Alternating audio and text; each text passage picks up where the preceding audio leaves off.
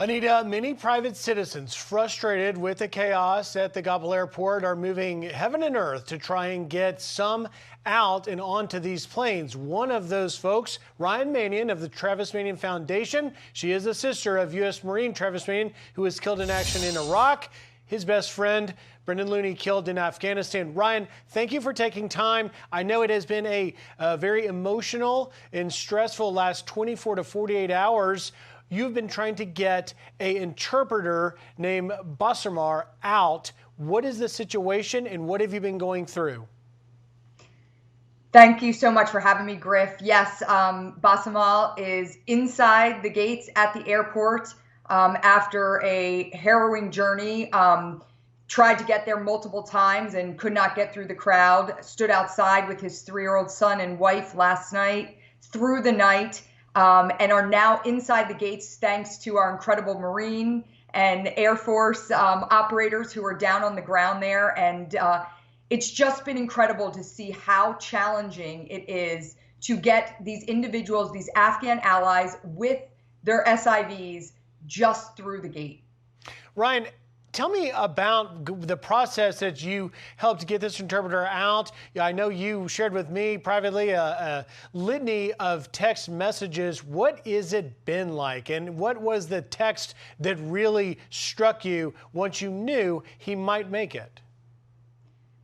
So the story is too long to tell, but it is, overnight, multiple contacts behind the gate that were helping us to make sure they got to Basamar and his family. My incredible friend, Pat Ford, a Marine who just got out of the Marine Corps this December, served in Iraq in 2014.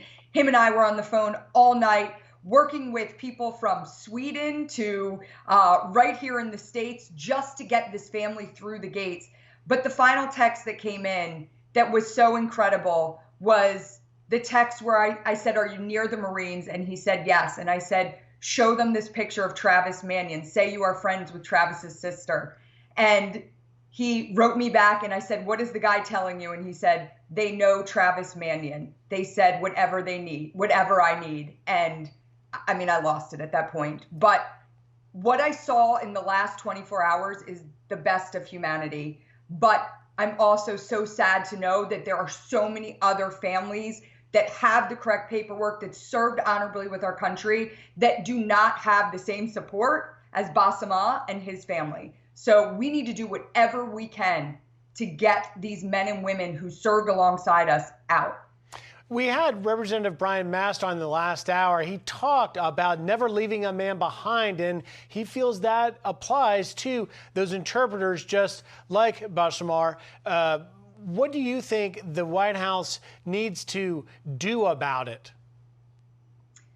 I mean, at the end of the day, I think they need to understand the situation. It's very different for me to deal with what I'm hearing through live text and videos and pictures, and then on top of that, to understand what is being told to us. They're two very different things. And I think we just need to come together. We need to figure out a plan. We need to execute. We need to get these men and women to safety. We can't leave them behind. We made our commitment to them, and we need to honor that commitment. Ryan, thank you for taking time. We are so glad that you had success in this, but it is certainly very difficult for so many more of our Afghan allies. Ryan Manion, thank you very much. Thanks, Griff.